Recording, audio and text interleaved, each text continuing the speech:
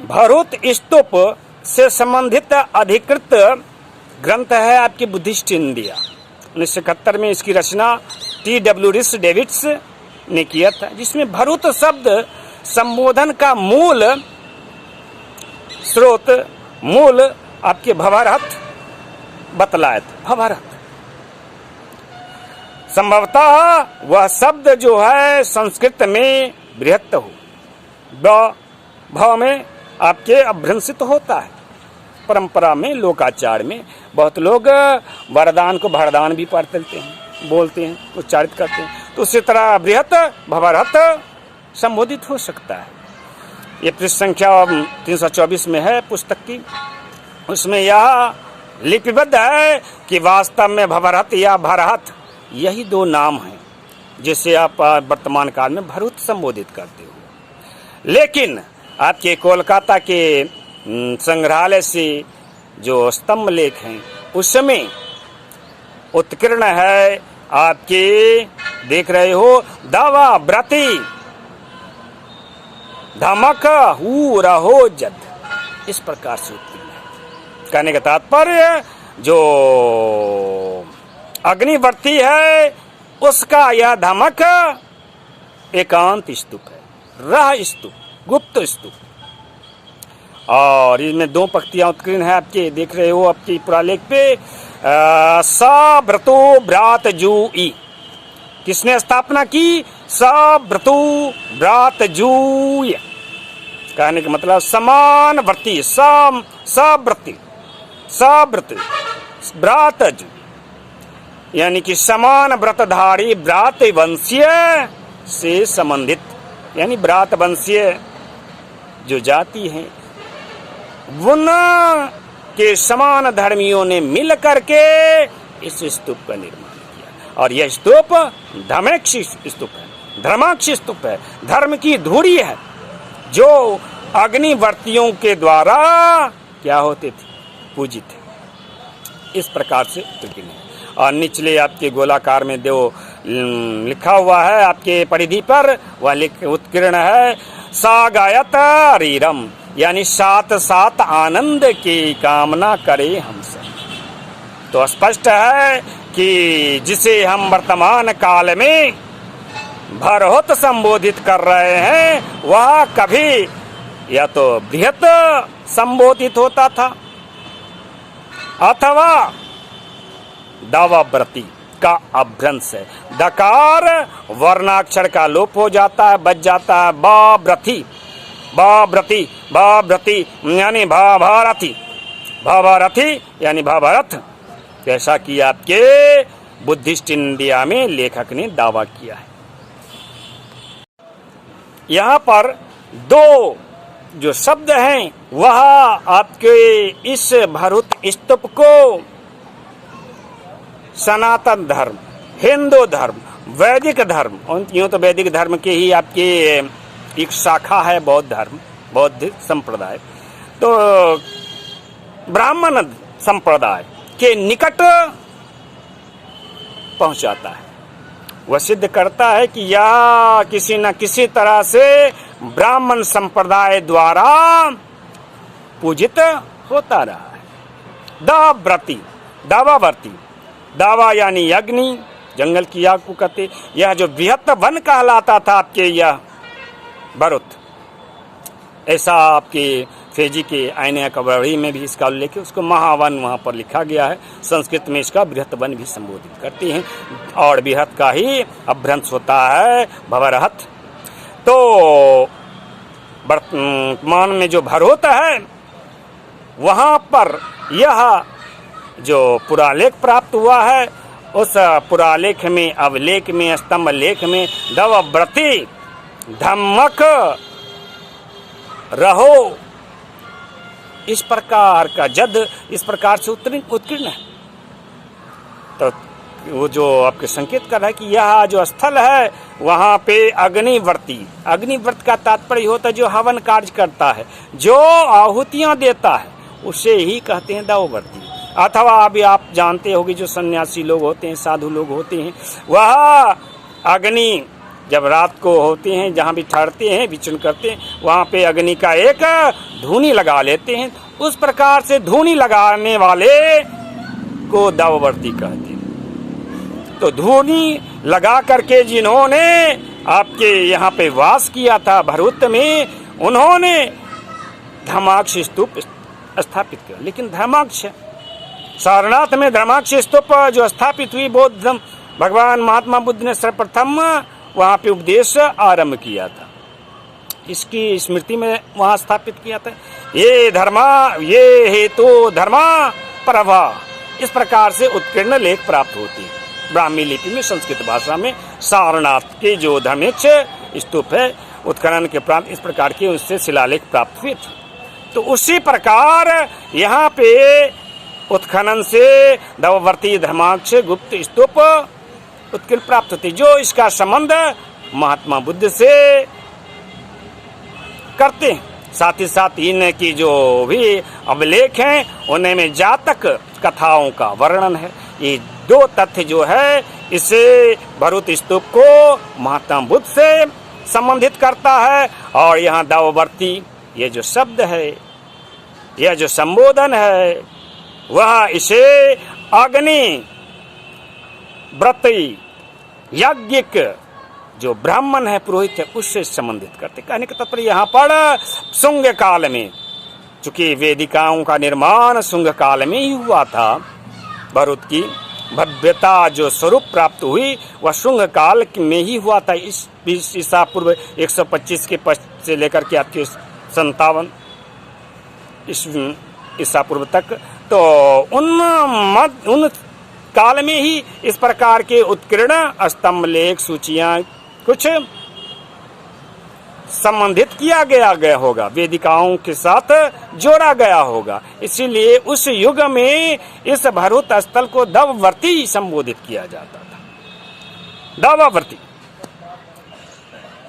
और इनको बनाया किसने, स्थापना किसने किया है, तो इसमें उत्कीर्ण है, प्रथम पंक्ति ही है, साव्रतु यानी समान व्रत करने वाले। कौन? व्रातजू, व्रातजू, यहाँ पर व्रातजू है।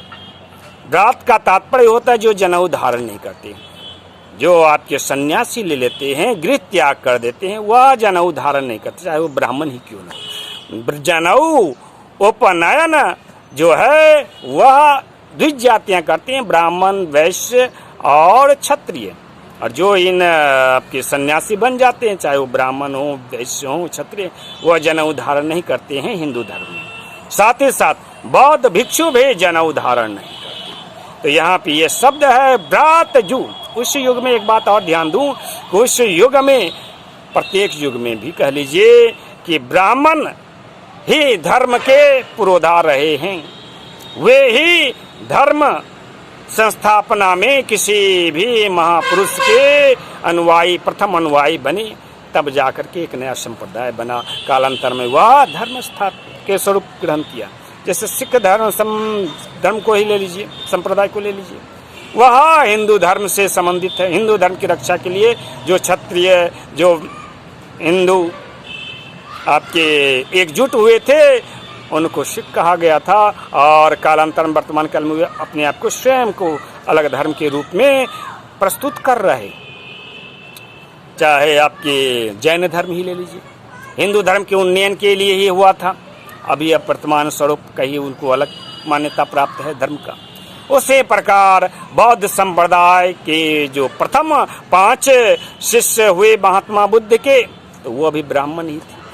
और वो गोत्र के रूप में अभी भी हिंदू जो ब्राह्मण धर्म, ब्राह्मण संप्रदाय के अनुसार जो यज्ञ कार्य करते हैं, वैसे जातियां हैं, तो उन जातियों की वो गोत्र प्रवर है।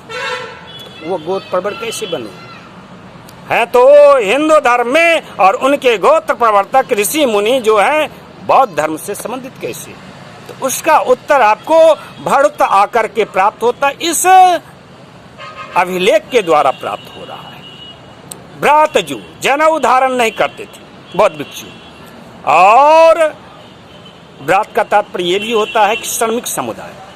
तो ये 3 संबोधनों को आपके व्रात शब्द निरूपित करता है। इस प्रकार से संस्थापक या तो कोई तपस्वियों का मंडल होगा, मंडली होगी, वो ब्राह्मण भी हो सकता है, ब्राह्मण से बौद्ध बना होता है धर्मांतर संप्रदाय का, एक संप्रदाय से दूसरे संप्रदाय में आपके अपना जाति परिवर्तन करना, तो वैसे ही होंगे, वो बौद्ध भिक्षु के स्वरूप में होंगे। यहाँ हवन कार्य भी करते होंगे। यह एक सबसे बड़ी आश्चर्यजनक बात है कि वो हवन कार्य भी करते थे। इसीलिए इस भरूत स्तूप को ज्योति स्तूप भी संबोधित किया जाता था, क्योंकि यहाँ दीपदान होता है। ऐसी आपके फेजी ने भी इस कथा बतलाई है। साथ ही साथ उन्होंने बौद्ध भिक्षुओं के पास धन तो होता नहीं, तो ये तो महाचत्वर था, महाचत्वर के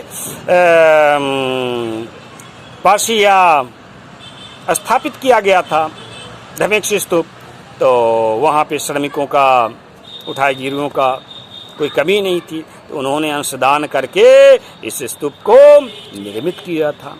अब इस संदर्भ में टोलोमी का महत्वपूर्ण भूमिका आ जाती है। उनकी पुस्तक है आपकी, और उस पुस्तक में उन्होंने इस भरूत को वार्दा ओतिस संबोधित किया, वार्दा ओतिस। और टॉलमी सेकंड जो है इतिहासकार था, भूगोलविद था, दार्शनिक भी था, और उसका काल जो था ईस्वी सन के आसपास था। क्लियोपेत्रा को उत्पत्ति भी बना था, मिस्र का रहने वाला था, तो उसने वार्दा ओतिस कहा था। और उस युग में वार्दा ओतिस का तात्पर्य हो गया व्रातवर्ती, वर्तीवाद, इसी का अपभ्रंश। संस्कृत शब्द वर्तीवाद का वार्दा ओतिस क्या है? अपभ्रंश। ये पहलवी शब्द में जो होता है, पहलवी भाषा में जो होती है, दकार तकार में या तकार दकार में संबोधित किया जा सकता है, उकार वकार में परिवर्तित होते रहता है।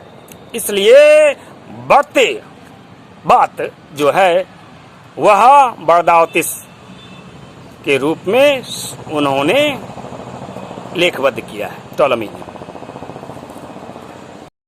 इस प्रकार कोलकाता संग्रहालय, कोलकाता राष्ट्रीय संग्रहालय ने ये जो भरूत स्तूप की वेदिका की स्तंभ लेख हैं, 2 स्तंभ लेख हैं, यह प्रमाणित करते हैं, यह संकेत करते हैं कि पहला ईसा पूर्व 125 से लेकर के ईस्वी सन के आरंभ के मध्य बौद्ध संप्रदाय और ब्राह्मण संप्रदाय के मध्य जो वैमनस्यता थी, उसका शमन भरूत स्तूप स्थल में हुआ था।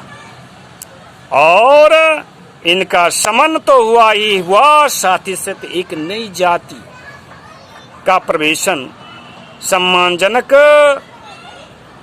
आपके क्षत्रिय जाति के रूप में किया गया था। दूसरा आपके कि भगवान बुद्ध पुराणों में, हिंदू पुराणों में विष्णु के अवतार के रूप में प्रतिष्ठा प्राप्त की। यह भी तभी संभव है जब हम स्वीकार कर लें कि यह जो भरूत स्तूप है उसका पूर्व नाम दावा व्रत धमक राहु स्तूप रहा होगा, जैसा कि आपकी पुरालेख में उत्कीर्ण है। इसको स्वीकार करने यथारूप में तब, और साथ ही साथ यह भी स्पष्ट हो जाता है कि ईसा पूर्व 125 से लेकर के ईस्वी सन के मध्य ये जो भरूत जो स्थल है, धार्मिक स्थल है, बौद्ध स्थल है, वह प्राचीन भारत के इतिहास का मुख्य केंद्र बिंदु था। और यहाँ पर धर्म सत्ता ने राज सत्ता को मार्ग दर्शन किया था, जिसके कारण प्राचीन भारत की जो इतिहास है उसमें धर्म की तो गौरवपूर्ण स्थान प्राप्ति है। साथ ही साथ सुख शांति समृद्धि सौहार्द और विश्व बंधुत्व की भावना, भ्रातृत्व भावना का संचार हमारे भारतीय समाज में हो सका था। इस दृष्टिकोण से भरूत स्तूप की महत्ता जो है यूनेस्को की विश्व धरोहर स्थल के रूप में स्वयं सिद्ध होती है। हमें उस ओर प्रयास करना चाहिए।